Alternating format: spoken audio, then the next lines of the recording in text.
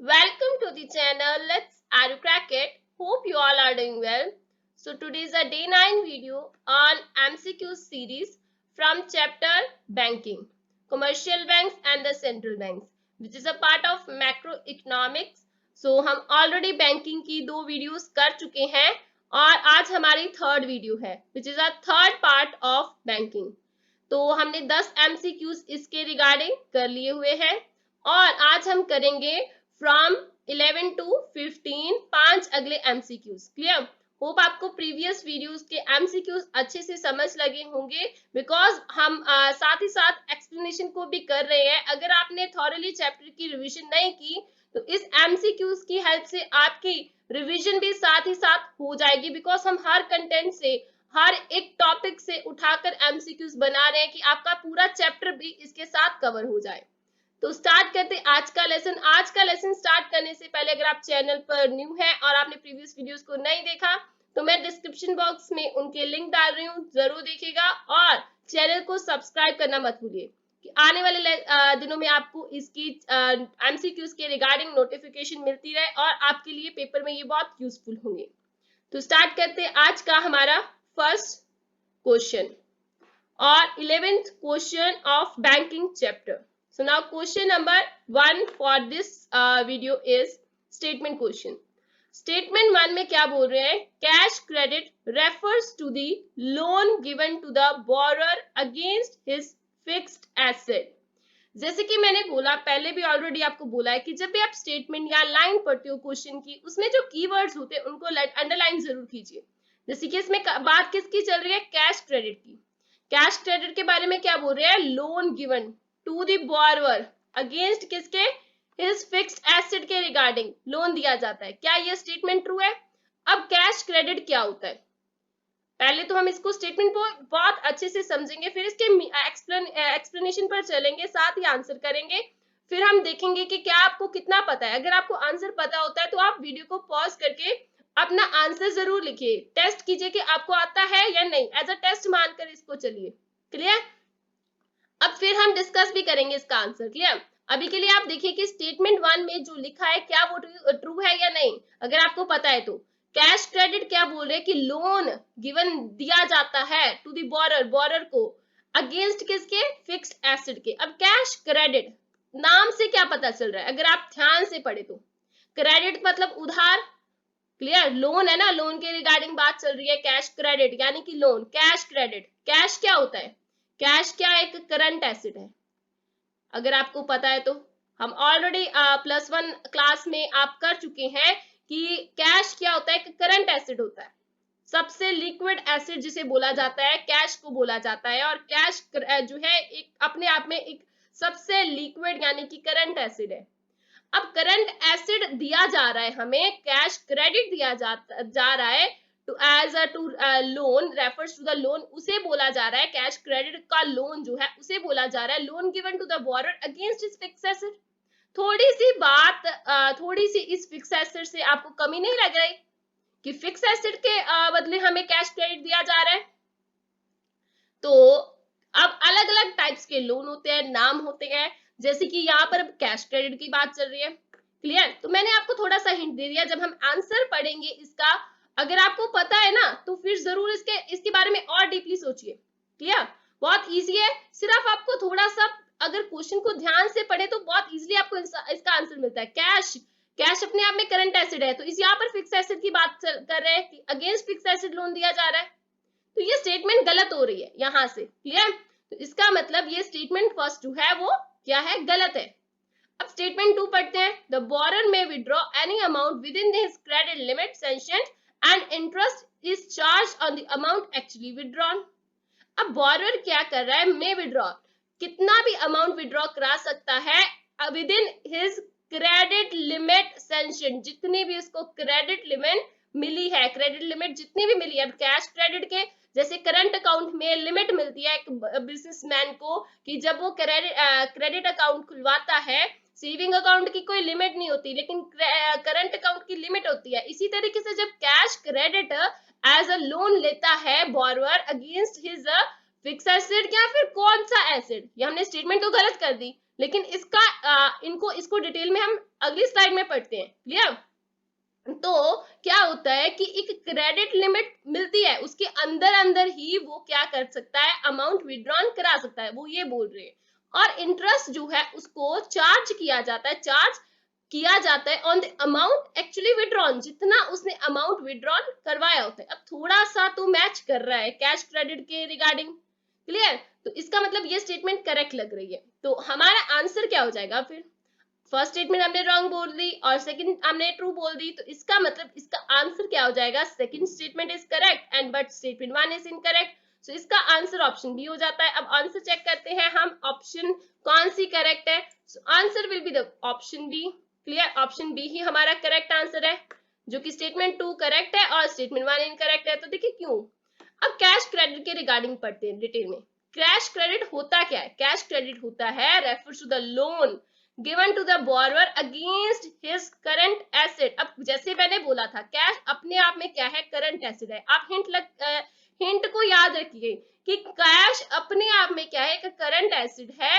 तो बोरोवर को जो लोन मिलेगा अगेंस्ट हिज करंट एसेट मिलेगा। अब करंट एसेट क्या होते हैं? जो बहुत ही लिक्विड होते हैं, जिनको हम जब भी हम दें तो उनके बदले हमें क्या मिल जाए? कैश मिल जाए। लाइक कैश करंट एसेट यहाँ पर बोल रहे हैं, अगर किसी के पास शेयर्स हैं उसको वो दे देता है तो उसके बदले वो कैश निकलवा सकता है। हमें पता है shares are not the current asset, लेकिन इस फॉर्म में हमें जब लोन लेना होता है, हमारे पास जो चीज है वो क्या है?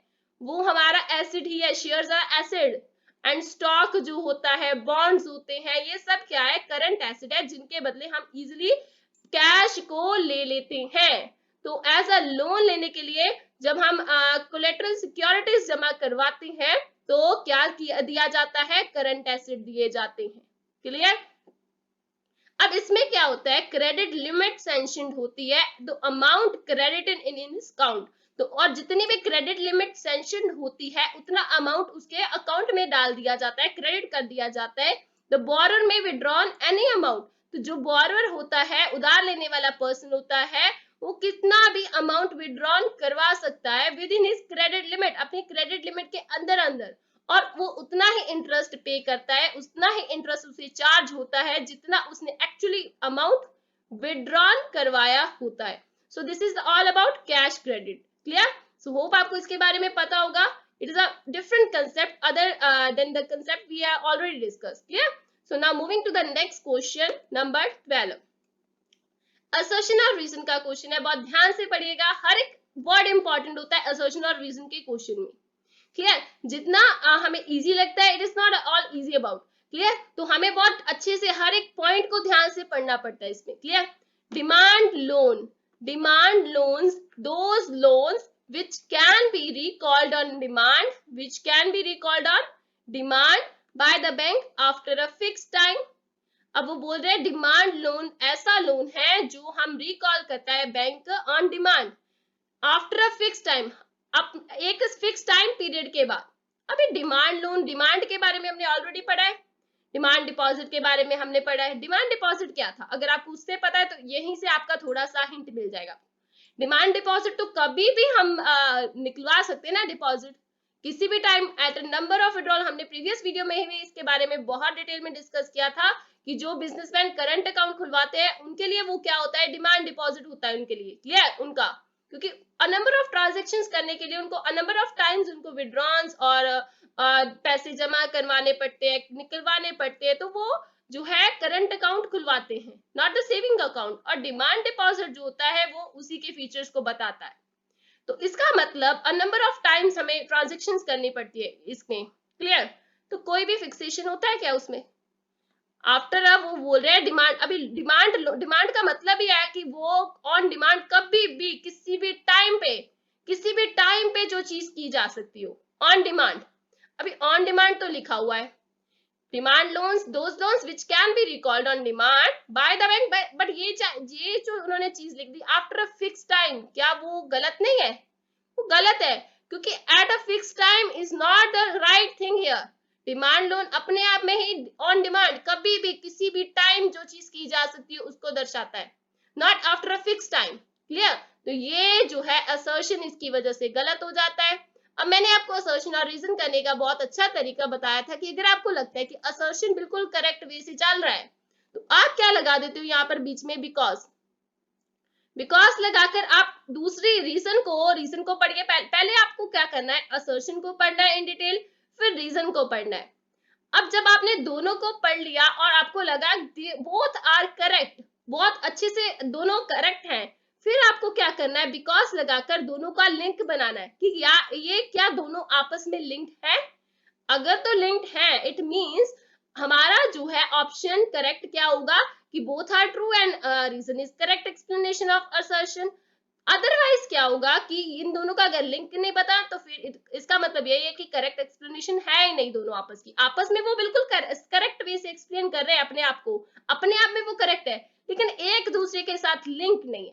क्लियर? तो इसका मतलब ये होता है। लेकिन अब यहाँ पर हमें हमारा असर्शन ही गलत लग रहा है तो बिकॉज का तो सवाल ही पैदा नहीं होता, तो बिकॉज हमने काट दिया, बिकॉज की जरूरत ही नहीं पड़ी अभी।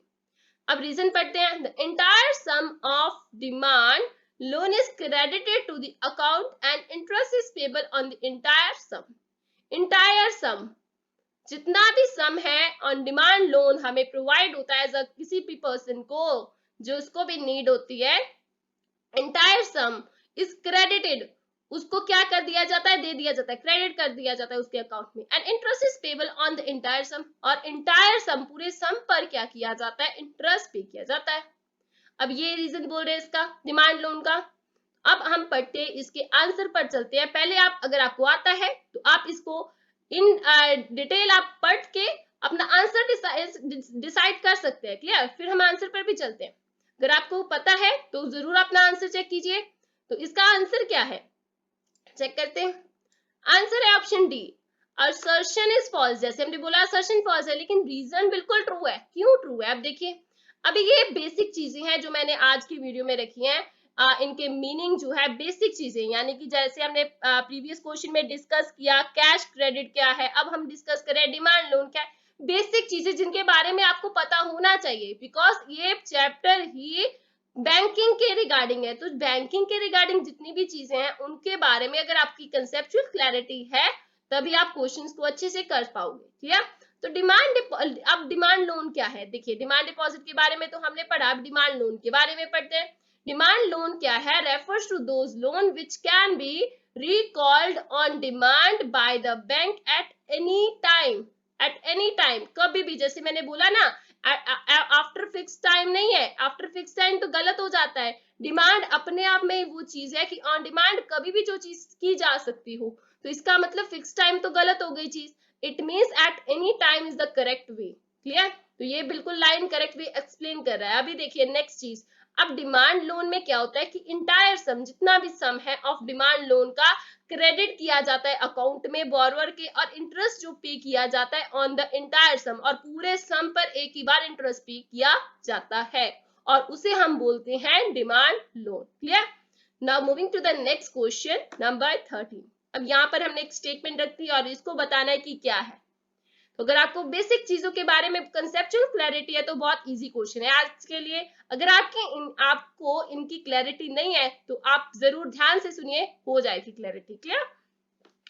They are the given as personal loan against some collateral security. These are the personal loan. Personal loan है against some collateral security. The money is credited to the account of borrower and the borrower can withdraw money from his account. Money is credited to the account of borrower and borrower can withdraw money from his account and interest is payable on entire sum of loan granted. It is known as. अब ये basic किसी meaning को दर्शा रहा है किसके?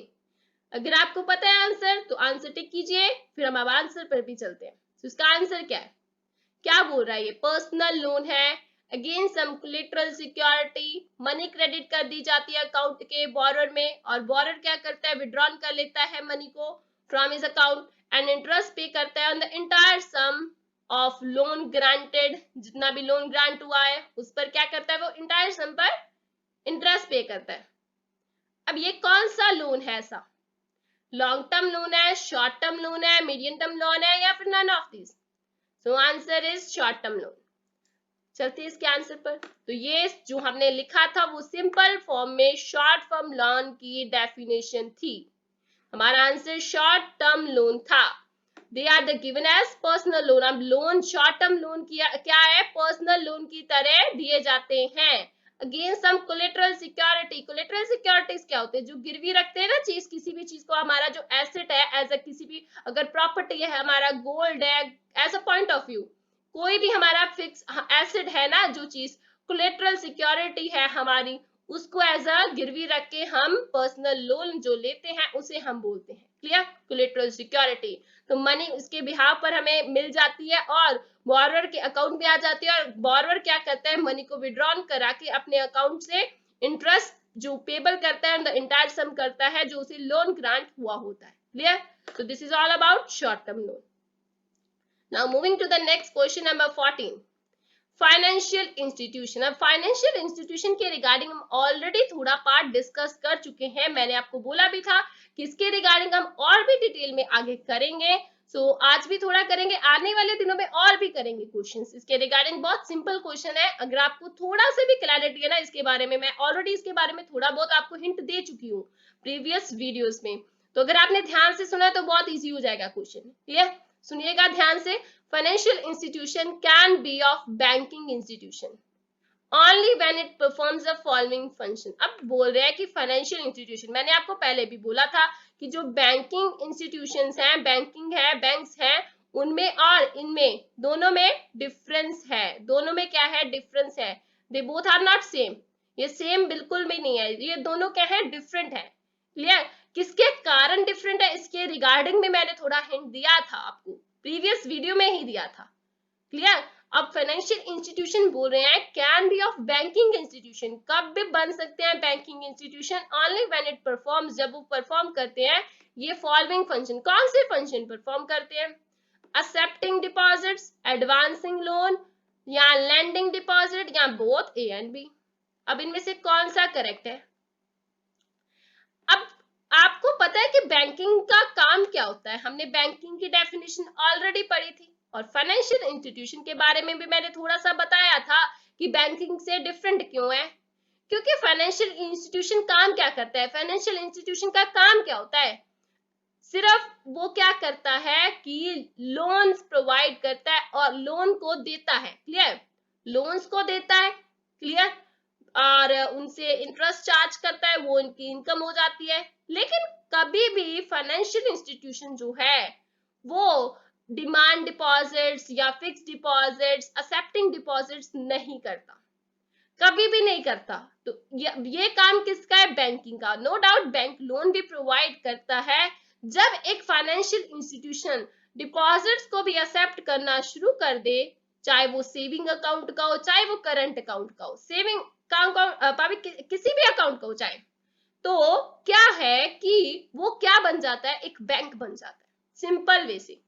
सो इसका मतलब क्या है कि accepting deposit is the main thing which should यहाँ पर होनी चाहिए कि फाइनेंशियल इंस्टीट्यूशन के लिए। तो क्या लोन्स नहीं होना चाहिए, फिर लोन्स का काम भी तो करता है ना, तो इसका मतलब लोन भी होना चाहिए, एडवांसिंग लोन भी होना चाहिए, तो दोनों चाहिए। तो इसका मतलब हमारा आंसर क्या हो जाएगा, बोथ ए एंड बी। तो this will be the answer clear.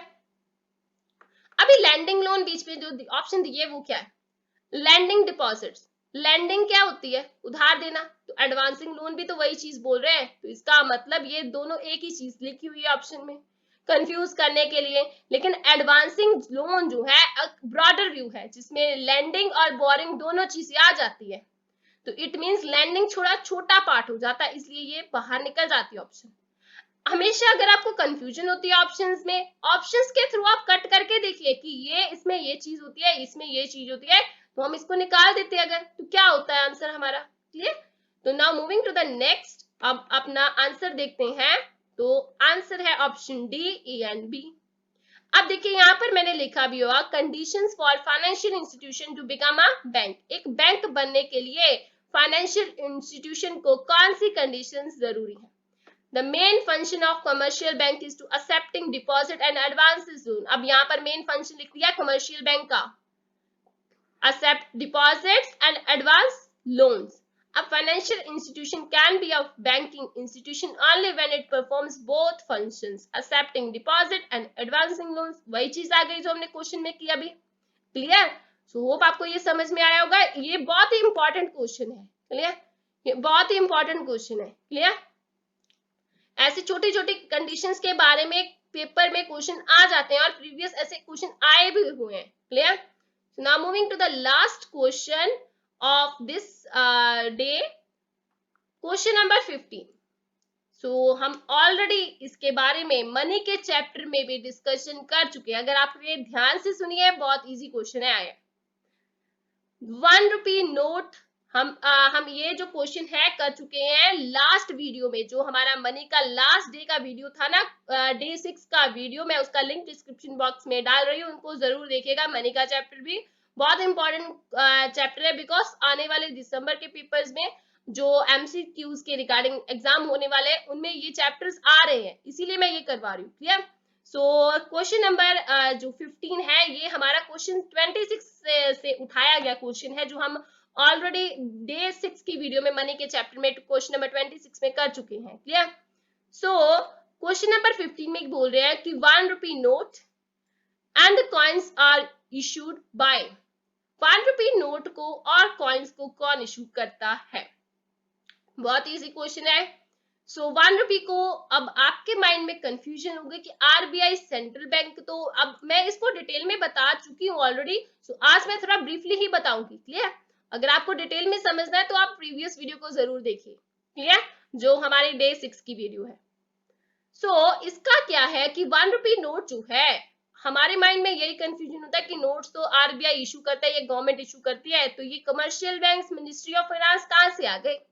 लेकिन इसका आंसर क्या है? आंसर है मिनिस्ट्री ऑफ फाइनेंस। क्यों है? क्योंकि ये एक्ट बना हुआ है कि जो 1 रुपी नोट है बिलो 100 डिनोमिनेशन के, वो कौन इशू करता है? Ministry of finance. Clear? So answer क्या है, अब डिटेल में देखते हैं। तो आंसर है ऑप्शन ए पर। जो government of India has a sole right to mint coins. Mint के बारे में भी मैं ऑलरेडी डिस्कस कर चुकी हूँ, अगर आपको पता है तो जरूर लिखिएगा कमेंट में कि इसका मीनिंग क्या है। क्लियर? तो मिंट का मतलब क्या है, जरूर लिखिएगा अगर आपको पता है तो। बहुत इजी मीनिंग है, मैंने ऑलरेडी डिटेल में बताया है। गवर्नमेंट ऑफ इंडिया जो है उसके पास सोल राइट है to mint coins of such denomination not higher than 100 rupee. कि नॉट हायर देन, मैंने बोला ना अभी कि वो कितनी डिनोमिनेशन से ज्यादा जो है गवर्नमेंट ऑफ इंडिया, अब गवर्नमेंट ऑफ इंडिया का ही पार्ट कौन है? Ministry of finance. Ministry of finance जो है वो गवर्नमेंट ऑफ इंडिया का ही पार्ट है। अगर आपको पता हो कि मिनिस्ट्री ऑफ फाइनेंस ही सारे काम करता है फाइनेंस के रिगार्डिंग, तो मिनिस्ट्री ऑफ फाइनेंस जो गवर्नमेंट ऑफ इंडिया का, उसके पास क्या है? सोल राइट है to mint coins of such denomination not higher than 1 rupee. Clear? 100 rupee, 100 rupee से ज्यादा वो नहीं इशू कर सकता। बाकी के नोट्स का जो वो है सभी आरबीआई के हाथ में है। नो डाउट कि ये जो गवर्नमेंट ऑफ इंडिया है, मिनिस्ट्री ऑफ फाइनेंस है, वो गवर्नमेंट जो आरबीआई है हमारे कंट्री का सेंट्रल बैंक है, उसके पूछे बिना, उसकी इजाजत से बिना नहीं काम करता, उसके अंडर ही काम करता है। लेकिन इसका जो सोल राइट है इशू करने का, design and all the things, वो किसके हाथ में? मिनिस्ट्री ऑफ फाइनेंस के हाथ में। क्लियर? अब ये responsibility of coinage wasted with the government of India in terms of coinage act 1906। ये भी क्वेश्चन आ सकता है, किस एक्ट के अंदर है ये है कॉइनेज एक्ट 1906। ये याद रखिएगा। Amended from time to time. अब अमेंडमेंट होता है चेंजेस जो है वो टाइम टू टाइम आते रहते हैं एक्ट्स में। क्लियर? और जो डिजाइनिंग है, मिंटिंग है कॉइन्स की, वेरियस डिनोमिनेशंस की, वो किसकी रिस्पॉन्सिबिलिटी है? गवर्नमेंट ऑफ इंडिया की है। क्लियर? अब ये कॉइन जो मिंट होते हैं, ये बहुत इंपॉर्टेंट चीज है। वो 4 गवर्नमेंट मिंट्स करती हैं। कौन कौन सी? एक तो मुंबई, अलीपुर कोलकाता में जो है, सैफाबाद हैदराबाद में है, चेरलापल्ली हैदराबाद, नोएडा यूपी। ये 4 मेन गवर्नमेंट, इंडियन गवर्नमेंट की मिंट्स है जो कॉइन्स को मिंट करती हैं। क्लियर? ये याद रखिएगा, ऐसे क्वेश्चंस पूछे जा सकते हैं पेपर में। क्लियर? इसके रिगार्डिंग क्वेश्चन नहीं बनाया, लेकिन ये ऐसे क्वेश्चंस आ सकते हैं पेपर में। ये बहुत इंपॉर्टेंट क्वेश्चन था, तभी मैंने फिर से दोबारा से ये हमने सॉरी, यहाँ पर एक मिस्टेक हुई है। हम एक्चुअल में मिनिस्ट्री ऑफ फाइनेंस इसका आंसर था, ये मैं गलती से आरबीआई यहाँ पर लिख दिया, इसको करेक्शन कर लीजिए। ऑप्शन जो हमारा ऑप्शन जो करेक्शन ये कर लीजिए, ऑप्शन सी हमारा आंसर है। ये मैंने अभी देखा, ये ऑप्शन सी हमारा मिनिस्ट्री ऑफ फाइनेंस आंसर है, नॉट आरबीआई। क्लियर? तो मिनिस्ट्री ऑफ फाइनेंस ये मैंने लिखा हुआ है, मिनिस्ट्री ऑफ फाइनेंस इसका आंसर कर लीजिए। क्लियर?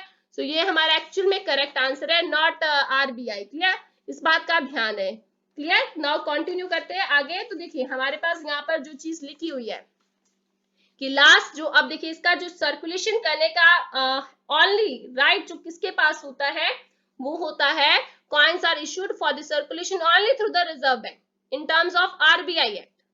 लेकिन इसके हाथ में होता है, लेकिन जो इसको मिंट करने का, मिंट का मतलब क्या है वो जरूर देखिएगा क्लियर प्रीवियस वीडियो से। वो किसके हाथ में? सिर्फ गवर्नमेंट ऑफ इंडिया के हाथ पे ही है, मिनिस्ट्री ऑफ फाइनेंस जो करता है। Clear? So this is all about today's video. Hope आपको अच्छी लगी होगी। जो अगर अच्छी लगती है तो वीडियो को लाइक, शेयर और कमेंट करके जरूर बताइए, और चैनल को सब्सक्राइब करना मत भूलिए। तो नेक्स्ट लेसन में मिलते हैं with next 5 MCQs of this chapter. Thank you so much.